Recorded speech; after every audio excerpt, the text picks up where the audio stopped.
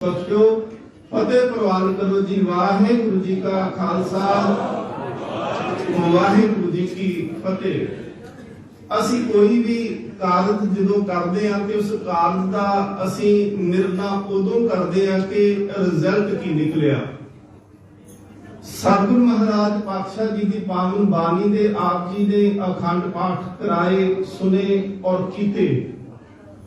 ਹੁਣ ਇਹ ਸਾਰੇ ਕਰਨ ਤੋਂ ਬਾਅਦ ਵਿੱਚ ਇੱਕ ਤਾਂ ਇਹ ਗੱਲ ਸਾਨੂੰ ਸਮਝ ਵਿੱਚ ਹੋਣੀ ਚਾਹੀਦੀ ਹੈ ਕਿ ਗੁਰੂ ਗ੍ਰੰਥ ਸਾਹਿਬ ਸੱਚੇ ਪਾਤਸ਼ਾਹ ਮਹਾਰਾਜ ਜਿਹੜੇ ਨੇ ਇਹ ਜਾਗਤ ਗੁਰੂ ਨੇ, ਇਹ ਪ੍ਰਗਟ ਗੁਰਾਂ ਕੀ ਦੇਹ ਹੈ ਤੇ ਜਿਹੜਾ ਵੀ ਗੁਰੂ ਦੇ ਕੋਲ ਆਉਂਦਾ ਹੈ ਸਤਿਗੁਰੂ ਮਹਾਰਾਜ ਉਹਨੂੰ ਉਪਦੇਸ਼ ਦੇ ਕੇ ਤੋਰਦੇ ਆ। ਜਦੋਂ ਅਸੀਂ ਕਿਸੇ ਵਿਸ਼ੇਸ਼ ਕਾਰਜ ਦੇ ਵਾਸਤੇ ਗੁਰੂ ਦੇ ਚਰਨ ਪਰਸਦੇ ਆ ਤੇ ਸਾਡੇ ਮਨ ਦੇ ਵਿੱਚ ਵੀ ਹੁੰਦਾ ਹੈ ਨਾ ਕਿ ਅਸੀਂ ਗੁਰੂ ਦੇ ਕੋਲ ਗਏ, ਗੁਰੂ ਦੇ ਕੋਲ ਬੈਠ ਕੇ ਅਸੀਂ ਪਾਵਨ ਬਾਣੀ ਦਾ ਅਖੰਡ ਪਾਠ ਸਾਹਿਬ ਕਰਾਇਆ ਜਾਂ ਸੁਖਮਨੀ ਸਾਹਿਬ ਕੀਤਾ ਤੇ ਸਤਿਗੁਰੂ ਮਹਾਰਾਜ ਨੇ ਕੀ ਇਹ ਜਿਹੜੀ ਸਾਡੀ ਸੇਵਾ ਹੈ ਆਪਣੇ ਘਰ ਦੇ ਵਿੱਚ ਪ੍ਰਵਾਨ ਕੀਤੀ ਜਾਂ ਸਾਡੀ ਕੀਤੀ ਹੋਈ ਸੇਵਾ ਦੇ ਵਿੱਚ ਕੋਈ ਕਮੀ ਰਹਿ ਗਈ। ਸਤਿਗੁਰੂ ਮਹਾਰਾਜ ਪਾਤਸ਼ਾਹ ਜੀ ਦਾ ਫਿਰ ਜਦੋਂ ਅੱਗੇ ਉੱਤਰ ਦੇਖਣਾ ਕਿ ਮਹਾਰਾਜ ਨੇ ਸਾਡੀ ਸੇਵਾ ਨੂੰ ਪ੍ਰਵਾਨਿਆ ਜਾਂ ਸਾਡੀ ਸੇਵਾ ਦੇ ਵਿੱਚ ਕੋਈ ਖੋਟ ਨਹੀਂ, ਮਹਾਰਾਜ ਨੂੰ ਸਪਸ਼ਟ ਰੂਪ ਦੇ ਵਿੱਚ ਬਖਸ਼ਿਸ਼ ਕਰਨਗੇ, ਉਹ ਹੈ ਹੁਕਮਨਾਮਾ।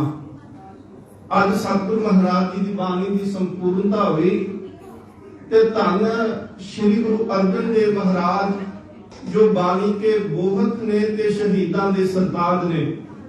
ਹਾਲਾਂਕਿ ਆ ਜਿਹੜਾ ਪਿਛਲਾ ਵੀਕ ਚੱਲਦਾ ਹੁਣ ਖਤਮ ਹੁੰਦਾ ਪਿਆ ਹੈ, ਇਸ ਵੀਕ ਦੇ ਵਿੱਚ ਵੀ ਜਾਂ ਇਸ ਤਰ੍ਹਾਂ ਕਹਿ ਲਓ ਕਿ ਸਿੱਖੀ ਦੇ ਵਿੱਚ ਕੋਈ ਵੀ ਐਸਾ ਦਿਨ ਨਹੀਂ ਜਿੱਦਨ ਕਿਸੇ ਨੇ ਸ਼ਹਾਦਤ ਦਾ ਜਾਮ ਨਾ ਪੀਤਾ ਹੋਵੇ। ਹਰ ਦਿਨ ਸ਼ਹਾਦਤ ਦੇ ਨਾਲ ਜੁੜਿਆ ਤੇ ਇਹ ਸ਼ਹਾਦਤ ਦਾ ਸਿਲਸਿਲਾ ਸਤਿਗੁਰੂ ਮਹਾਰਾਜ ਗੁਰੂ ਅਰਜਨ ਦੇਵ ਜੀ ਸ਼ੁਰੂ ਕਰਦੇ ਆ। ਇਤਿਹਾਸ ਲਿਖਦਾ ਹੈ ਕਿ ਸਿੱਖ ਧਰਮ ਦੇ ਵਿੱਚ ਗੁਰੂ ਅਰਜਨ ਦੇਵ ਮਹਾਰਾਜ ਨੂੰ ਅਸੀਂ ਆਖਦੇ ਆ ਕਿ ਉਹ ਸ਼ਹੀਦਾਂ ਦੇ ਸਰਤਾਜ ਨੇ, ਪਰ ਸ਼ਾਇਦ ਤੁਹਾਨੂੰ ਇਸ ਗੱਲ ਦਾ ਪਤਾ ਹੋਵੇ ਕਿ ਗੁਰੂ ਅਰਜਨ ਦੇਵ ਮਹਾਰਾਜ ਪਹਿਲੇ ਸ਼ਹੀਦ ਨਹੀਂ ਨੇ। ਸਿੱਖ ਧਰਮ ਦੇ ਅੰਦਰ, ਸਿੱਖੀ ਦੇ ਅੰਦਰ ਗੁਰੂ ਨਾਨਕ ਨੇ ਜਿਸ ਧਰਮ ਦੀ ਆਰੰਭਤਾ ਕੀਤੀ ਹੈ ਉਸ ਧਰਮ 'ਚ ਪਹਿਲੇ ਸ਼ਹੀਦ ਗੁਰੂ ਅਰਜਨ ਦੇਵ ਮਹਾਰਾਜ ਨਹੀਂ ਨੇ। ਸਿੱਖ ਧਰਮ ਦੇ ਵਿੱਚ ਪਹਿਲੇ ਸ਼ਹੀਦ ਹੋਏ ਗੁਰੂ ਨਾਨਕ ਦੇਵ ਜੀ ਦੇ ਸਿੱਖ ਭਾਈ ਤਾਰੂ ਪੋਪੜ ਜੀ।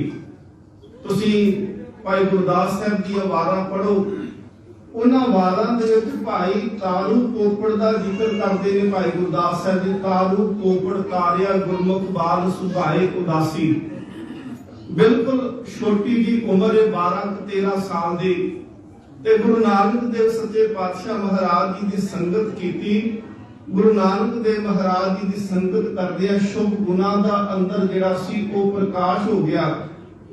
ਜਿਵੇਂ ਅਸੀਂ ਸੰਗਤ ਦੇ ਵਿੱਚ ਆਉਨੇ ਆ ਤੇ ਮਹਾਰਾਜ ਸਾਨੂੰ ਬਾਰ-ਬਾਰ ਕਹਿਣਗੇ ਕਿ ਕਾਮ, ਕ੍ਰੋਧ, ਲੋਭ, ਮੋਹ, ਹੰਕਾਰ ਤੋਂ ਬਚਣਾ ਹੈ ਤੇ ਲੈ ਕੇ ਕੀ ਜਾਣਾ। ਸਤਿਗੁਰੂ ਮਹਾਰਾਜ ਕਹਿੰਦੇ ਨੇ ਦਇਆ, ਧਰਮ, ਸਤ, ਸੰਤੋਖ ਤੇ ਧੀਰਜ, ਇਹ 5 ਸ਼ੁਭ ਗੁਣ ਨੇ ਜਿਨ੍ਹਾਂ ਨੂੰ ਅਪਣਾਉਣਾ ਹੈ ਸਿੱਖ ਨੇ ਤੇ 5 ਔਗਣ ਨੇ ਜਿਨ੍ਹਾਂ ਨੂੰ ਛੱਡਣਾ ਹੈ। ਸਤਿਗੁਰੂ ਮਹਾਰਾਜ ਜੀ ਦੀ ਸੰਗਤ ਕਰਦੇ ਆ ਭਾਈ ਤਾਰੂ ਪੋਪੜ ਦੇ ਅੰਦਰ ਦਇਆ, ਧਰਮ, ਧੀਰਜ, ਸਤ, ਸੰਤੋਖ ਗੁਣ ਜਿਹੜੇ ਨੇ ਉਹਦੇ ਹਿਰਦੇ ਦੇ ਵਿੱਚ ਟਿਕੇ ਆ। ਜਿਸ ਵੇਲੇ ਬਾਬਰ ਹਿੰਦੁਸਤਾਨ ਦੀ ਧਰਤੀ ਤੇ ਆਉਂਦਾ ਹੈ, ਉਹਨੇ ਇੱਕ ਤਾਂ ਐਮਨਾਬਾਦ ਨੂੰ ਸਾੜਿਆ ਤੇ ਦੂਸਰਾ ਉਸੇ ਉਹਨੇ ਲਾਹੌਰ ਦੇ ਵਿੱਚ ਆ ਕੇ ਵੀ ਕਤਲੋਗਾਰਤ ਕੀਤੀ। ਲਾਹੌਰ ਦੇ ਵਿੱਚ ਵੀ ਉਹਨੇ ਘਰਾਂ ਨੂੰ ਅੱਗ ਲਾਈ। ਭਾਈ ਤਾਰੂ ਜਿਹੜੇ 12-13 ਸਾਲ ਦੀ ਉਮਰ ਦੇ ਨੇ, ਉਹਨਾਂ ਨੇ ਬਾਲਟੀ ਫੜੀ, ਖੂਹ ਦੇ ਵਿੱਚੋਂ ਪਾਣੀ ਭਰਦੇ ਨੇ ਤੇ ਉਹ ਬਲਦੇ ਸੜਦੇ ਘਰਾਂ ਦੇ ਉੱਤੇ ਪਾਣੀ ਪਾਉਣਾ ਸ਼ੁਰੂ ਕਰ ਦਿੱਤਾ। ਉਹ ਜਿਹੜੇ ਮੁਸਲਮਾਨ ਬਾਬਰ ਦੀ ਫੌਜ ਦੇ ਸਿਪਾਹੀ ਸੀ ਉਹਨਾਂ ਨੇ ਰੁਕਿਆ ਪਹਿਲੋਂ ਕਿ ਬੱਚਾ ਇਹ ਹਟ ਜਾਏਗਾ। ਭਾਈ ਤਾਰੂ ਪੋਪੜ ਰੁਕੇ ਨਹੀਂ। ਉਹਨਾਂ ਨੇ ਗੁੱਸੇ ਦੇ ਨਾਲ ਧਮਕੀ ਵੀ ਦਿੱਤੀ ਕਿ ਸ਼ਾਇਦ ਡਰ ਜਾਏਗਾ, ਉਹ ਤਾਂ ਵੀ ਨਹੀਂ ਹਟੇ। ਉਹਨਾਂ ਨੇ ਇਹ ਵੀ ਪੁੱਛਿਆ, ਕਹਿਣ ਲੱਗੇ ਬੱਚੇ ਦੇਖ ਗੱਲ ਸੁਣ, ਅਸੀਂ ਇੰਨੇ ਘਰ ਸਾੜ ਦਿੱਤੇ, ਇੰਨੇ ਘਰਾਂ ਨੂੰ ਅੱਗ ਲਾ ਦਿੱਤੀ ਕਿ ਤੇਰੀ ਇੱਕ ਬਾਲਟੀ ਦੇ ਨਾਲ ਇਹਨਾਂ ਘਰਾਂ ਦੀ ਅੱਗ ਬੁਝ ਸਕਦੀ ਹੈ।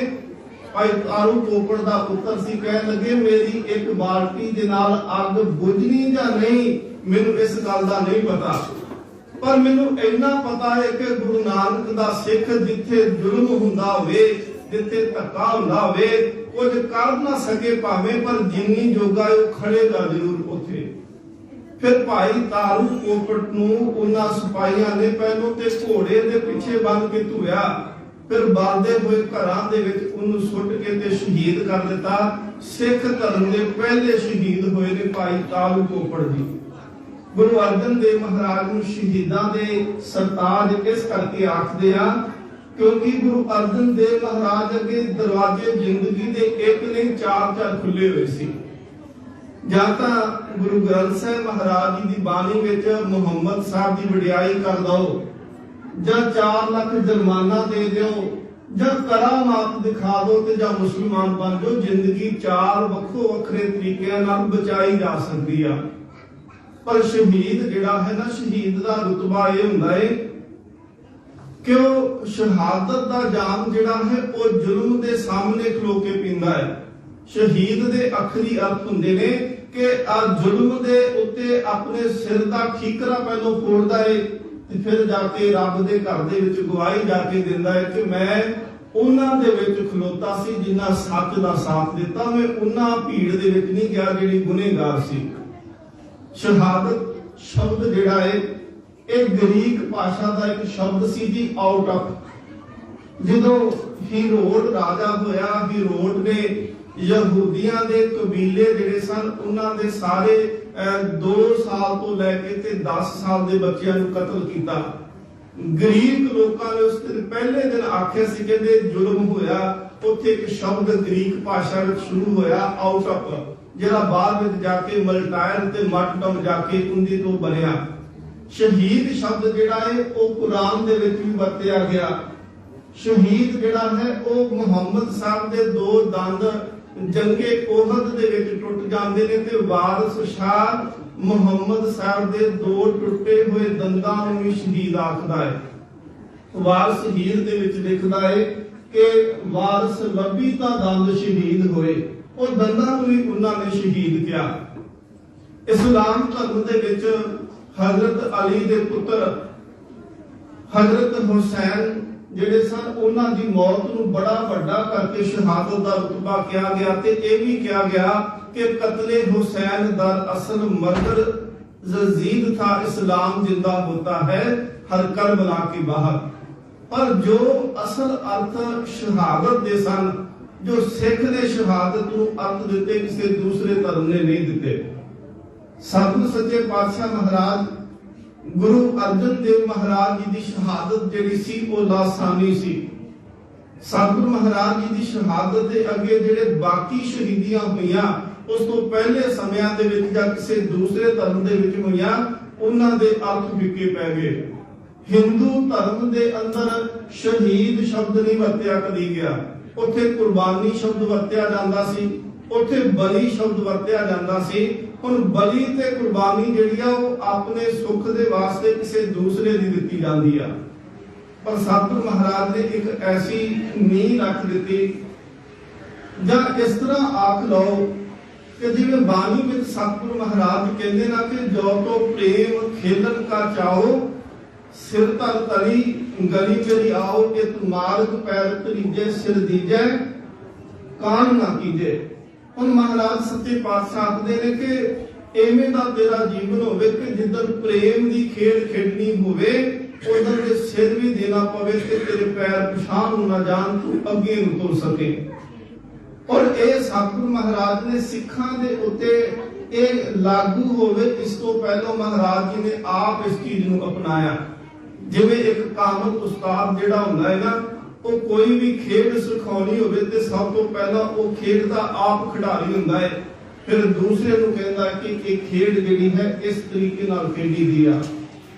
ਸਿੱਖ ਧਰਮ ਦੇ ਵਿੱਚ ਆ 27 ਜੁਲਾਈ ਲੰਘ ਕੇ ਗਈ ਹੈ, ਇਹ ਵੀ ਇਤਿਹਾਸ ਦੇ ਵਿੱਚ ਸ਼ਹੀਦੀ ਦਿਹਾੜਾ ਹੈ। ਕਿਉਂਕਿ ਸਿੱਖਾਂ ਦੇ ਉੱਤੇ ਗੁਰੂ ਗੋਬਿੰਦ ਸਿੰਘ ਮਹਾਰਾਜ ਜੀ ਤੋਂ ਬਾਅਦ ਐਸਾ ਸਮਾਂ ਵੀ ਆਇਆ ਕਿ ਜਦੋਂ ਪੱਤਾ ਜਿਹੜਾ ਸੀ ਉਹ ਸਿੰਘਾਂ ਦਾ ਵੈਰੀ ਬਣ ਗਿਆ।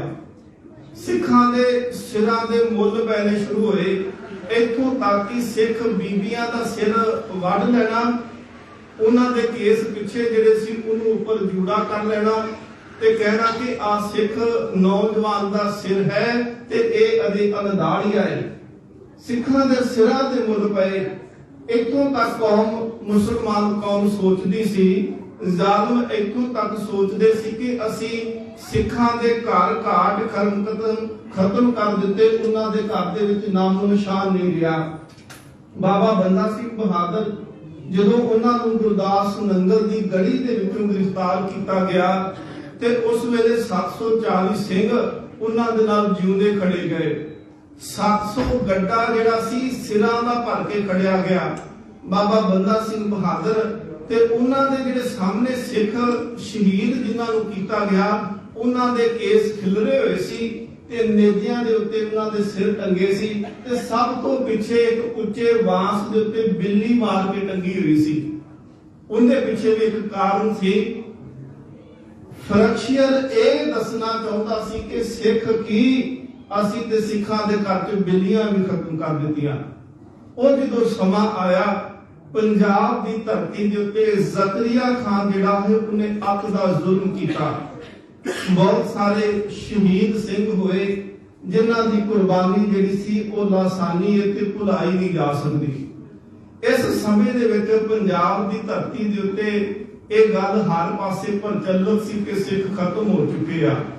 ਪਰ ਸਿੱਖ ਜਿਹੜੇ ਸਨ ਉਹਨਾਂ ਨੇ ਕੋਸ਼ਿਸ਼ ਕਰਨੀ ਕਿ ਜੰਗਲਾਂ ਦੇ ਵਿੱਚ ਰਹਿਣਾ, ਉਜਾੜਾਂ ਦੇ ਵਿੱਚ ਰਹਿਣਾ ਤੇ ਜਦੋਂ ਸਮਾਂ ਮਿਲਣਾ ਰਾਤ ਨੂੰ ਜਾਣਾ ਤੇ ਹਰਮੰਦਰ ਸਾਹਿਬ ਇਸ਼ਨਾਨ ਵੀ ਕਰਨਾ, ਦਰਸ਼ਨ ਵੀ ਕਰਕੇ ਆਉਣੇ। ਇੱਥੋਂ ਤੱਕ ਪਾਬੰਦੀ ਲਾ ਦਿੱਤੀ ਗਈ ਸੀ ਕਿ ਸਿੱਖ ਜਿਹੜੇ ਨੇ ਉਹ ਹਰਮੰਦਰ ਸਾਹਿਬ ਦੇ ਦਰਸ਼ਨ ਨਹੀਂ ਕਰ ਸਕਦੇ।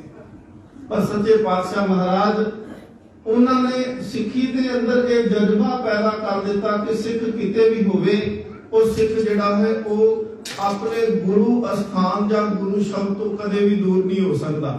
ਹਮੇਸ਼ਾ ਸਿੱਖ ਦੇ ਮਨ ਦੇ ਵਿੱਚ ਗੁਰੂ ਦੇ ਵਾਸਤੇ ਪਿਆਰ ਹੈ ਤੇ ਸਿੱਖ ਇਹਦੇ ਵਾਸਤੇ ਆਪਣੀ ਜਾਨ ਕੁਰਬਾਨ ਕਰਨ ਨੂੰ ਵੀ ਤਿਆਰ ਹੈ। ਜਦੋਂ ਵੀ ਸਿੱਖੀ ਦੇ ਉੱਪਰ ਕੋਈ ਹਮਲਾ ਹੁੰਦਾ ਹੈ, ਜਦੋਂ ਵੀ ਕੋਈ ਸੋਚਦਾ ਹੈ ਕਿ ਅਸੀਂ ਸਿੱਖਾਂ ਨੂੰ ਖਤਮ ਕਰ ਦਿੱਤਾ, ਭਾਵੇਂ ਕਿਸੇ ਨੇ ਕਿਸੇ ਵੀ ਤਰੀਕੇ ਦਾ ਹਮਲਾ ਕੀਤਾ, ਸਿੱਖ ਫਿਰ ਵੀ ਕੁਰਬਾਨ ਗਏ ਤੇ ਉਹਨਾਂ ਨੇ ਆਪਣਾ ਵਜੂਦ ਹੋਂਦ ਜਿਹੜੀ ਸੀ ਉਹਨੂੰ ਸਾਬਤ ਕਰਕੇ ਦਿਖਾਇਆ। ਜ਼ਕਰੀਆ ਖਾਨ ਦੇ ਸਮੇਂ ਤੇ ਜਦੋਂ ਇਹ ਹਰ ਪਾਸੇ ਚਰਚਾ ਸੀ ਕਿ ਸਿੱਖ ਖਤਮ ਹੋ ਗਏ, ਉਦੋਂ ਦੋ ਸਿੱਖ ਭਾਈ ਬੋਤਾ ਸਿੰਘ ਤੇ ਭਾਈ ਗਰਜਾ ਸਿੰਘ ਜਿਨ੍ਹਾਂ ਦਾ ਆ ਪਿਛਲੇ ਦਿਨਾਂ 'ਚ ਸ਼ਹੀਦੀ ਦਿਹਾੜਾ ਸੀ 27 ਜੁਲਾਈ ਨੂੰ। ਜਦੋਂ ਤੁਸੀਂ ਜਲੰਧਰ ਤੋਂ ਕਪੂਰਥਲਾ, ਗੋਇੰਦਵਾਲ ਤੇ ਤਰਨਤਾਰਨ ਨੂੰ ਆਉਂਦੇ ਹੋ ਤੇ ਇਸ ਰਸਤੇ ਤੋਂ ਅੱਗੇ ਇਹ ਰਾਹ ਜਾਂਦਾ ਸੀ ਲਾਹੌਰ ਨੂੰ। ਇਹ ਇੱਕ ਜਰਨੈਲੀ ਸੜਕ ਸੀ ਜਿਹੜੀ ਸ਼ੇਰ ਸ਼ਾਹ ਸੂਰੀ ਨੇ ਬਣਾਈ ਹੋਈ ਸੀ। ਇਹ ਦਿੱਲੀ ਤੋਂ ਲਾਹੌਰ ਤੱਕ ਜਾਣ ਵਾਲੀ ਸੜਕ ਸੀ ਕਿ ਲਾਹੌਰ ਤੋਂ ਜਦੋਂ ਆਉਣਾ ਤੇ ਇਹ ਝਬਾਲ ਤਰਨਤਾਰਨ ਦੇ ਇਲਾਕੇ ਤੋਂ ਹੋ ਕੇ ਗੋਇੰਦਵਾਲ, ਕਪੂਰਥਲਾ, ਜਲੰਧਰ ਤੋਂ ਹੋ ਕੇ ਇਹ ਸੜਕ ਨਿਕਲਣੀ। ਬਾਅਦ ਵਿੱਚ ਸਤਿਗੁਰੂ ਮਹਾਰਾਜ ਅੰਮ੍ਰਿਤਸਰ ਵਸਾਉਂਦੇ ਆ ਤੇ ਇਹ ਸੜਕ ਦਾ ਮਾਰਗ ਜਿਹੜਾ ਸੀ ਫਿਰ ਅੰਮ੍ਰਿਤਸਰ ਤੋਂ ਲਾਹੌਰ ਨੂੰ ਹੋਇਆ। ਸਤਿਗੁਰੂ ਸੱਚੇ ਪਾਤਸ਼ਾਹ ਮਹਾਰਾਜ ਉਹਨਾਂ ਦੇ ਸਿੱਖ ਜਿਹੜੇ ਨੇ ਉਹ ਝਾੜੀਆਂ ਦੇ ਵਿੱਚ ਦਿਨੇ ਰਹਿੰਦੇ ਆ, ਉਹ ਦਰਖਤ, ਉਹ ਜੰਗਲਾਂ ਦੇ ਵਿੱਚ ਰਹਿੰਦੇ ਆ ਤੇ ਦੋ ਸਿੱਖ ਨੇ ਭਾਈ ਬੋਤਾ ਸਿੰਘ ਤੇ ਭਾਈ ਗਰਜਾ ਸਿੰਘ। ਸਨ ਹੈ 1739। ਸਿੱਖਾਂ ਦੇ ਕੰਨਾਂ ਦੇ ਵਿੱਚ ਆਵਾਜ਼ ਪਈ। ਕੋਈ ਲੋਕ ਜਿਹੜੇ ਸਨ ਉਹ ਗੱਲਾਂ ਕਰਦੇ ਜਾ ਰਹੇ ਨੇ ਕਿ ਸਿੱਖ ਖਤਮ ਹੋ ਚੁੱਕੇ ਨੇ। ਜ਼ਕਰੀਆ ਖਾਨ ਨੇ ਸਿੱਖਾਂ ਦਾ ਖੁਰਾ ਖੋਜ ਮਿਟਾ ਦਿੱਤਾ, ਹੁਣ ਸਿੱਖ ਕੋਈ ਨਹੀਂ ਰਿਹਾ। ਇਹਨੇ ਨੂੰ ਇੱਕ ਦੀ ਨਿਗਾਹ ਉਸ ਰਾਹੀ ਦੀ ਨਿਗਾਹ ਭਾਈ ਬੋਤਾ ਸਿੰਘ ਤੇ ਗਰਜਾ ਸਿੰਘ ਤੇ ਪਈ ਤੇ ਉਹਨੇ ਦੂਜੇ ਨੂੰ ਆਖਿਆ, ਕਹਿਣ ਲੱਗਾ, ਦੇਖੋ ਸਿੱਖ ਤੇ ਖਤਮ ਹੋ ਗਏ, ਬਹਿਰੂਪੀ ਅਜੇ ਵੀ ਜਿਉਂਦੇ ਨੇ। ਆਹ ਸਿੱਖ ਨਹੀਂ ਹੋ ਸਕਦੇ। ਸਿੱਖ ਤਾਂ ਕੱਲਾ ਵੀ ਹੋਵੇ ਉਹ ਵੀ ਲੜਨ ਤੇ ਮਰਨ ਨੂੰ ਤਿਆਰ ਆ। ਇਹ ਸਿੱਖਾਂ ਦੇ ਭੇਸ ਵਿੱਚ ਲੱਗਦਾ ਹੈ ਕੋਈ ਬਹਿਰੂਪੀਏ ਨੇ। ਇਹ ਸਿੱਖ ਕਦੀ ਨਹੀਂ ਹੋਣਗੇ ਕਿਉਂਕਿ ਸਿੱਖਾਂ ਨੂੰ ਤੇ ਬਾਰ-ਬਾਰ ਆਖਿਆ ਗਿਆ ਕਿ ਅਸੀਂ ਖਤਮ ਕਰ ਦਿੱਤਾ। ਉੱਥੇ ਫਿਰ ਭਾਈ ਬੋਤਾ ਸਿੰਘ ਤੇ ਭਾਈ ਗਰਜਾ ਸਿੰਘ ਉਹਨਾਂ ਨੇ ਆਪਸ ਵਿੱਚ ਸਲਾਹ ਕੀਤੀ, ਕਹਿੰਦੇ ਉਹ ਜੀਵਨ ਕਾਹਦਾ ਜਿਹੜਾ ਜੀਵਨ ਸੁੱਖ ਦੇ ਵਿੱਚ ਤਾਂ ਗੁਜ਼ਾਰ ਲਈਏ, ਪਰ ਜਦੋਂ ਗੁਰੂ ਦੀ ਹੋਂਦ ਦੀ ਗੱਲ ਆਵੇ ਉਦੋਂ ਮੌਤ ਤੋਂ ਡਰ ਜਾਈਏ। ਬਾਬਾ ਬੋਤਾ ਸਿੰਘ, ਬਾਬਾ ਗਰਜਾ ਸਿੰਘ ਉਹਨਾਂ ਨੇ ਫਿਰ ਉੱਥੇ ਸਲਾਹ ਕੀਤੀ, ਜਦੋਂ ਤੁਸੀਂ ਤਰਨਤਾਰਨ ਤੋਂ ਝਬਾਲ ਨੂੰ ਜਾਓ, ਉੱਥੇ ਰਸਤੇ ਵਿੱਚ ਇੱਕ ਪਿੰਡ ਪੈਂਦਾ ਜਿਹਦਾ ਨਾਂ ਸੀ ਨੂਰਦੀਨ ਦੀ ਸਰਾਂ। भाई संतोख सिंह कवि जिहड़े होए ने जिन्हां गुरप्रताप सूरज ग्रंथ लिखिया वो भी उथों दे रहन वाले सी। नूर दी सराह जिहड़ा सी ना नूर दी इंदा पुत्र जिहड़ा सी इन्हें गुरु अर्जन देव महाराज जी के कोल भी आया जिद्दन महाराज तरनताਰਨ साहिब जी की सेवा कराउंदे पए ने तरनताਰਨ दा स्थान बनाया। इन्हें कहा सी कह लगा कि जेकर तुसीं आ इट्टां मैनूं दे दिओ तुसीं इस सरोवर वास्ते जिहड़ियां इट्टां लिआंदियां ने ਇਹ ਇੱਟਾਂ ਮੈਨੂੰ ਦੇ ਦਿਓ मैं अपने प्यो की याद विच सराह बनाउंदा पिया हवेली बनाउंदा पिया है मैं ਇੱਟਾਂ ਤੁਹਾਨੂੰ ਬਾਅਦ ਵਿੱਚ ਦੇ ਦਾਂਗਾ। महाराज ने कहते ने ये संगत दी सेवा है ये संगत दी सेवा किसी होर नूं नहीं दित्ती जा सकदी। इन्हें फिर जोर दे नाल ताकत दे नाल तरनताਰਨ सरोवर दीयां ਇੱਟਾਂ ਜਿਹੜੀਆਂ ਸੀ ਇਹ ਜ਼ਬਰਦस्ती चुक के लैके गया ते इन्हें ਉਹ ਨੂਰ ਦੀ ਸਰਾਹ ਦੇ ਵਿੱਚ ਲਾਈਆਂ। सतगुरु महाराज पातशाह ने सिखा ने कहा महाराज वो इट्टां लेके गया सतगुरु महाराज कहते समा आवेगा सिख सरदार जिहड़े ने वो इट्टां वापस भी लियाउणगे ते इस सरोवर नूं भी लगणगियां। बाद विच जदों समा आया जस्सा सिंह रामगढ़िया जस्सा सिंह आलूवालिया जिहड़े सरदार सन सिर कड़वे सरदार उन्होंने फिर इस राह ढाई ते इथों इट्टां लिया के तरनताਰਨ साहिब सरोवर दा जिहड़ी सी परिक्रमा उन्दियां सरोवर नूं पकियाई कीती सी। इस नूर दी सराह ਇਹ ਲਾਹੌਰ ਨੂੰ ਜਾਣ ਵਾਲੇ ਰਸਤੇ ਦੇ ਉੱਤੇ ਇੱਕ ਚੁੰਗੀ ਬਣੀ ਆ। ਬਾਬਾ ਬੋਤਾ ਸਿੰਘ ਬਾਬਾ ਗਰਜਾ ਸਿੰਘ ਦੇਖੋ ਅੱਜ ਅਸੀਂ ਜੇਕਰ ਭਾਵੇਂ ਦੇਸ਼ ਹੋਵੇ ਤੇ ਭਾਵੇਂ ਵਿਦੇਸ਼ ਹੋਵੇ ਦੁਨੀਆ ਦਾ ਕੋਈ ਵੀ ਥਾਂ ਕੋਨਾ ਹੋਵੇ ਜੇਕਰ ਅਸੀਂ ਜ਼ਿੰਦਗੀ ਦੇ ਸੁੱਖ ਮੰਨਦੇ ਆ ਨਾ ਸਾਡੇ ਬਜ਼ੁਰਗਾਂ ਨੇ ਘਾਲਣਾ ਕੀਤੀ ਤੇ ਤਾਂ ਸਾਡੇ ਜੀਵਨ ਦੇ ਵਿੱਚ ਸੁੱਖ ਹੈ। ਪ੍ਰਿੰਸੀਪਲ ਸਵਾਗਤ ਸਿੰਘ ਹੋਣੀ ਇੱਕ ਕਿਤਾਬ ਦੇ ਵਿੱਚ ਸਿੱਖਾਂ ਦਾ ਜ਼ਿਕਰ ਕੀਤਾ ਉਹਨਾਂ ਨੇ ਉਹ ਜਿਹੜਾ ਕਾਲਾ ਦੌਰ ਸਿੱਖਾਂ ਦੇ ਉੱਪਰ ਆਇਆ ਉਹਦੇ ਵਿੱਚ ਉਹ ਆਖਦੇ ਨੇ ਕਿ ਸਿੱਖਾਂ ਨੇ ਉਹ ਵੀ ਸਮਾਂ ਹੰਢਾਇਆ ਜਦੋਂ ਤੇਲ ਕੇਵਲ ਕਸ਼ਹਿਰਾ ਤੇ ਸਿਰ ਤੇ ਦਸਤਾਰ ਸੀ। ਸਿੱਖਾਂ ਦੇ ਤਨ ਦੇ ਉੱਤੇ ਕੋਈ ਕੱਪੜਾ ਨਹੀਂ ਸੀ। ਸਿੱਖਾਂ ਨੇ ਉਹ ਸਮੇਂ ਦੇ ਵਿੱਚ ਸਰਦੀ ਤੇ ਗਰਮੀ ਨੂੰ ਤਨ ਦੇ ਉੱਤੇ ਹੰਢਾਇਆ। ਜਿੱਥੇ ਪਸ਼ੂ ਪਾਣੀ ਪੀਂਦੇ ਕੋਈ ਛੱਪੜ ਕੋਈ ਢਾਬ ਨਹੀਂ ਜਿੱਥੇ ਪਸ਼ੂਆਂ ਨੇ ਪਾਣੀ ਪੀਣਾ ਜਿੱਥੇ ਪੰਛੀਆਂ ਨੇ ਉਸ ਢਾਬ ਤੋਂ ਪਾਣੀ ਪੀਣਾ ਜਿੱਥੇ ਪੰਛੀ ਤੇ ਪਸ਼ੂ ਉਹ ਪਾਣੀ ਦੇ ਵਿੱਚ ਮਲ ਮੂਤਰ ਵੀ ਕਰ ਜਾਂਦੇ ਸੀ ਸਿੱਖਾਂ ਨੇ ਉਹ ਵੀ ਪਾਣੀ ਪੀ ਕੇ ਗੁਜ਼ਾਰਾ ਕੀਤਾ। ਸਿੱਖਾਂ ਨੇ ਕਈ ਦਿਨ ਭੁੱਖੇ ਰਹਿ ਕੇ ਗੁਜ਼ਾਰਾ ਕੀਤਾ। ਘੋੜਿਆਂ ਦੀਆਂ ਕਾਠੀਆਂ ਦੇ ਉੱਤੇ ਉਹਨਾਂ ਨੇ ਘਰ ਬਣਾ ਛੱਡੇ। ਘੋੜਿਆਂ ਦੀਆਂ ਕਾਠੀਆਂ ਦਰਖਤਾਂ ਦੇ ਟਾਹਣੀਆਂ ਦੇ ਉੱਪਰ ਉਹਨਾਂ ਨੇ ਰਾਤਾਂ ਗੁਜ਼ਾਰੀਆਂ। ਦਰਖਤਾਂ ਦੇ ਪੱਤੇ ਖਾ ਕੇ ਉਹਨਾਂ ਨੇ ਦਿਨ ਗੁਜ਼ਾਰੇ। ਉਹਨਾਂ ਦੀਆਂ ਚਲਾਈਆਂ ਹੋਈਆਂ ਤੇਗਾਂ ਸੀ ਕਿ ਅੱਜ ਅਸੀਂ ਸਰਦਾਰੀਆਂ ਭੋਗਦੇ ਪਏ ਆ। ਇੱਕ ਵਿਦਵਾਨ ਦੇ ਬਚਨ ਨੇ ਉਹ ਕਹਿੰਦਾ ਇਸ ਚੁੱਕਣ ਲਈ ਨਹੀਂ ਅੱਖੀਆਂ ਸਿੱਖ ਦੀਆਂ ਇਹ ਤਾਂ ਬਰੀਆਂ ਨੇ ਸ਼ਹੀਦੀ ਖੁਮਾਰੀਆਂ ਲਈ ਦੋਹਾਂ ਗੱਲਾਂ ਲਈ ਸਿੱਖ ਦਾ ਸਿਰ ਬਣਿਆ ਜਾਂ ਤੇ ਆਰੀਆਂ ਲਈ ਜਾਂ ਸਰਦਾਰੀਆਂ ਲਈ। ਆਰੀਆਂ ਬਜ਼ੁਰਗਾਂ ਨੇ ਸਹਿਲੀਆਂ ਤੇ ਸਰਦਾਰੀਆਂ ਸਾਨੂੰ ਦੇ ਕੇ ਚਲੇ ਗਏ। ਬਾਬਾ ਬੋਤਾ ਸਿੰਘ ਬਾਬਾ ਗਰਜਾ ਸਿੰਘ ਉਹਨਾਂ ਦੇ ਹੱਥ ਵਿੱਚ ਦੋਹਾਂ ਦੇ ਡੰਡੇ ਨੇ ਡਾਂਗਾਂ ਫੜੀਆਂ ਨੇ। ਗਾਥਰੇ ਦੇ ਵਿੱਚ ਕੇਵਲ ਉਹਨਾਂ ਕੋਲ ਤਲਵਾਰ ਏ ਹੋਰ ਕੋਈ ਹਥਿਆਰ ਨਹੀਂ। ਇਹਨਾਂ ਨੇ ਫਿਰ ਨੂਰ ਦੀ ਸਰਾਹ ਦੀ ਚੁੰਗੇ ਦੇ ਉੱਤੇ ਕਬਜ਼ਾ ਕਰਕੇ ਇਹ ਐਲਾਨ ਕੀਤਾ। ਇੱਕ ਜਾਂਦੇ ਹੋਏ ਰਾਹੀ ਨੂੰ ਇੱਕ ਚਿੱਠੀ ਲਿਖ ਕੇ ਦਿੱਤੀ ਕਹਿਣ ਲੱਗੇ ਮੈਂ ਹਾਂ ਸਿੰਘ ਬੋਤਾ ਹੱਥ ਮੇਰੇ ਸੋਟਾ ਤੇ ਰਾਹ ਦੇ ਵਿੱਚ ਖਲੋਤਾ। ਇਹ ਇਤਿਹਾਸ ਦੇ ਬਚਨ ਨੇ ਰਤਨ ਸਿੰਘ ਭੰਗੂ ਇਹ ਬਚਨ ਲਿਖਦਾ ਹੈ ਕਿ ਮੈਂ ਹਾਂ ਸਿੰਘ ਬੋਤਾ ਹੱਥ ਵਿੱਚ ਸੋਟਾ ਤੇ ਰਾਹ ਦੇ ਵਿੱਚ ਖਲੋਤਾ। ਆਨਾ ਲਾਇਆ ਗੱਡੇ ਨੂੰ ਤੇ ਪੈਸਾ ਲਾਇਆ ਖੋਤਾ। ਕਹਿੰਦੇ ਨੇ ਅਸੀਂ ਟੈਕਸ ਲਾ ਦਿੱਤਾ। ਟੈਕਸ ਉਹੀ ਲਾ ਸਕਦਾ ਜਿੰਦੀ ਸਰਕਾਰ ਹੋਵੇ ਦੂਸਰਾ ਕੋਈ ਟੈਕਸ ਨਹੀਂ ਲਾ ਸਕਦਾ। ਤੇ ਕਹਿੰਦੇ ਆ ਰਾਜ ਸਿੱਖੀ ਦਾ ਕਾਇਮ ਹੋ ਗਿਆ। ਅੱਜ ਤੋਂ ਬਾਅਦ ਭਾਵੇਂ ਇੱਕ ਚੁੰਗੀ ਤੇ ਹੀ ਕਬਜ਼ਾ ਕੀਤਾ ਪਰ ਸਿੱਖ ਆਖਦੇ ਨੇ ਕਿ ਗੁਰੂ ਕੇ ਖਾਲਸੇ ਦਾ ਅੱਜ ਤੋਂ ਬਾਅਦ ਰਾਜ ਹੈ। ਹਿੰਦੁਸਤਾਨ ਦੇ ਉੱਤੇ ਖਾਲਸਾ ਰਾਜ ਹੋ ਗਿਆ। ਅੱਜ ਤੋਂ ਬਾਅਦ ਇਥੋਂ ਗੱਡਾ ਲੰਘੇਗਾ ਇੱਕ ਆਨਾ ਦੇਣਾ ਪਏਗਾ। ਜੇਕਰ ਕੋਈ ਖੋਤੇ ਦੇ ਉੱਤੇ ਸਮਾਨ ਢੋਂਦਾ ਲੰਘੇਗਾ ਤੇ ਇੱਕ ਪੈਸਾ ਦੇਣਾ ਪਏਗਾ। ਉੱਥੇ ਫਿਰ ਚਿੱਠੀ ਲਿਖੀ। ਉੱਥੇ ਲਿਖਿਆ ਕਿ ਜ਼ਕਰੀਆ ਖਾਨ ਤੂੰ ਹੈ ਖੋਤਾ ਇਥੋਂ ਰਾਜ ਨਹੀਂ ਹੋਤਾ। ਆਖੀ ਭਾਬੀ ਖਾਨੋ ਨੂੰ ਤੇਰਾ ਦੇਵਰ ਬੋਤਾ ਸਿੰਘ ਹੈ ਖਲੋਤਾ। ਖਾਨੋ ਜਿਹੜੀ ਹੈ ਉਹ ਜ਼ਕਰੀਆ ਖਾਨ ਦੀ ਭੈਣ ਹੈ। ਤੇ ਇਹ ਜਿਹੜੀ ਸੀ ਭਾਈ ਬੋਤਾ ਸਿੰਘ ਦੇ ਪਿੰਡ ਵਿੱਚ ਵੀ ਵਿਆਹੀ ਹੋਈ ਸੀ।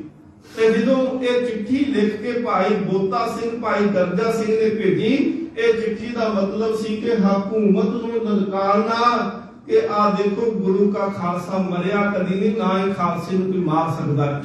ਵਿਦਵਾਨ ਇੱਕ ਬਚਨ ਲਿਖਦੇ ਨੇ, ਕਹਿੰਦੇ ਨੇ ਕਿ ਜਿਹੜੀ ਚੀਜ਼ ਪ੍ਰਗਟ ਹੁੰਦੀ ਆ ਉਹ ਖਤਮ ਕਦੀ ਨਹੀਂ ਹੁੰਦੀ।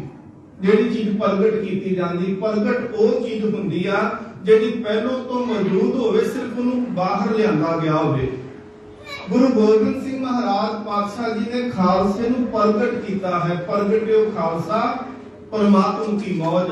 ਤੇ ਮਹਾਰਾਜ ਨੇ ਜਿਸ ਖਾਲਸੇ ਨੂੰ ਪ੍ਰਗਟ ਕੀਤਾ ਹੋਵੇ, ਜਿਹੜਾ ਖੰਡੇ ਦੀ ਧਾਰ ਵਿੱਚੋਂ ਪ੍ਰਗਟ ਹੋਇਆ ਹੋਵੇ, ਜਿਹੜਾ ਅੰਮ੍ਰਿਤ ਦੇ ਬਾਟੇ ਵਿੱਚੋਂ ਪ੍ਰਗਟ ਹੋਇਆ ਹੋਵੇ, ਜਿਸ ਦਾ ਜਨਮ ਬਾਣੀ ਤੇ ਬਾਣੇ ਦੇ ਵਿੱਚੋਂ ਹੋਇਆ ਹੋਵੇ, ਸਾਰੀ ਦੁਨੀਆ ਵੀ ਆ ਕੇ ਕਹੇ ਕਿ ਅਸੀਂ ਖਾਲਸਾ ਖਤਮ ਕਰ ਦਵਾਂਗੇ, ਉਹ ਗੁਰੂ ਗੋਬਿੰਦ ਸਿੰਘ ਮਹਾਰਾਜ ਜੀ ਨੇ ਐਸਾ ਖਾਲਸਾ ਬਣਾਇਆ ਜਿਹੜਾ ਰਹਿੰਦੀ ਦੁਨੀਆ ਤੱਕ ਰਹੇਗਾ, ਕਦੀ ਖਤਮ ਨਹੀਂ ਹੋ ਸਕਦਾ।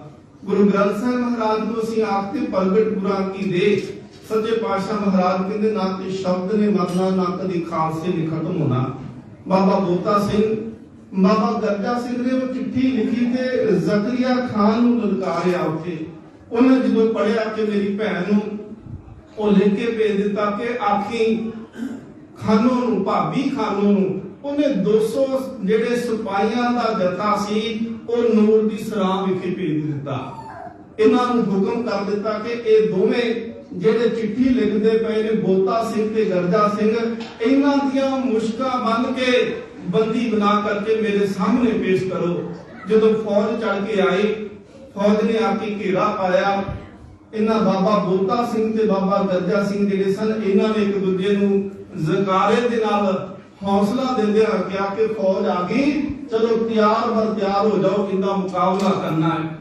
ਉੱਥੇ ਫਿਰ ਫੌਜ ਜਿਹੜੀ ਸੀ ਉਹਨੇ ਵੀ ਕਿਹਾ, ਸਮਝਾਉਣ ਦੀ ਕੋਸ਼ਿਸ਼ ਕੀਤੀ ਕਿ ਤੁਸੀਂ ਹਥਿਆਰ ਸੁੱਟੋ, ਤੁਸੀਂ ਹਥਿਆਰ ਸੁੱਟ ਕੇ ਸਾਡੇ ਨਾਲ ਚਲੋ, ਅਸੀਂ ਤੁਹਾਨੂੰ ਜ਼ਕਰੀਆ ਖਾਨ ਤੋਂ ਮਾਫੀ ਦਵਾ ਦੇਵਾਂਗੇ। ਉਹ ਕਹਿੰਦੇ ਅਸੀਂ ਮਾਫੀ ਮੰਗਣ ਵਾਸਤੇ ਥੋੜੀ ਚਿੱਠੀਆਂ ਲਿਖੀਆਂ, ਅਸੀਂ ਤਾਂ ਤੁਹਾਨੂੰ ਲਲਕਾਰਦੇ ਪਏ ਆ ਕਿ ਖਾਲਸਾ ਅਜੇ ਜਿਉਂਦਾ ਹੈ।